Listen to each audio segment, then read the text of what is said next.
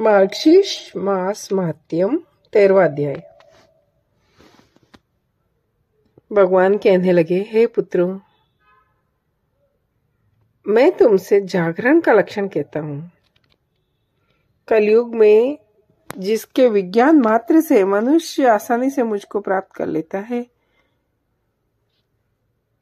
गीत, वाद्य, नृत्य, पुराणों का पाठ, धूप, दीप, नैवेद्य, पुष्प, चंदन, सुगंधित द्रव्य का सेवन, फलों का समर्पण,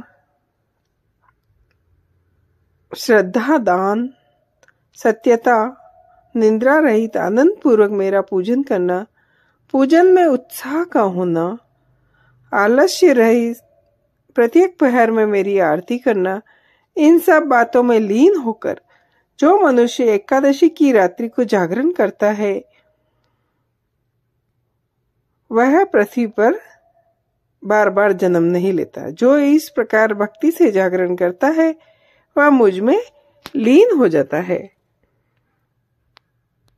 जिन्होंने कलयुग में एकादशी के आने पर बिना जागरण के एकादशी बिताते हैं,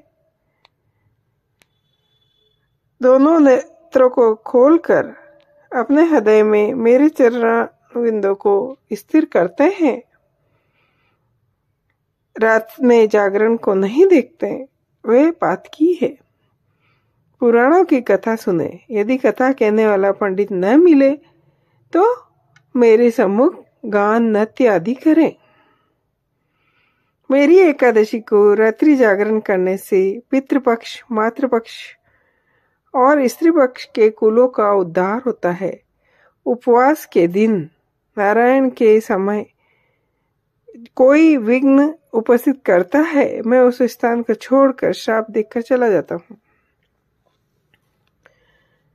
जो मनुष्य मेरे समीप जितने दिन जागरण करते हैं, वह उतने आयु तक पर्यंत मेरे गृह में आकर वास करता है। अतः सब साधनों से जागरण श्रेष्ठ है। जो एकादशी के जागरण के समय पुष्पों से मेरा पूजन करता है, वह प्रत्येक पुष्प में अश्वमेध यज्ञ का फल का भागी हो जाता है। जो मेरे एकादशी के दिन जागरण के समय दीप दान करता है, वह प्रत्येक क्षण के प्रकाश से 10,000 गोदान का फल पाता है। जो मेरे जागरण के दिन नैवेद्य अर्पण करता है, वह ध्यान को फूल के समान दान का पुण्य प्राप्त करता है। हे चतुर्मुखी, जो अनेक प्रकार के पकवान या फलों को मेरे जागरण के दिन देता है, वह 100 गोदान के फल को प्राप्त होता है। जो मेरे जागरण के दिन पुष्पों से मंडप सजाता है, वह पुष्पों से सजे विमान में बैठकर मेरे घर में आकर आनंद से वास करता है। जो मेरे जागरण के दिन कपूर और गुलगुल का धूप देता है, वह अपने लाख जन्म के पापों का नाश करता है।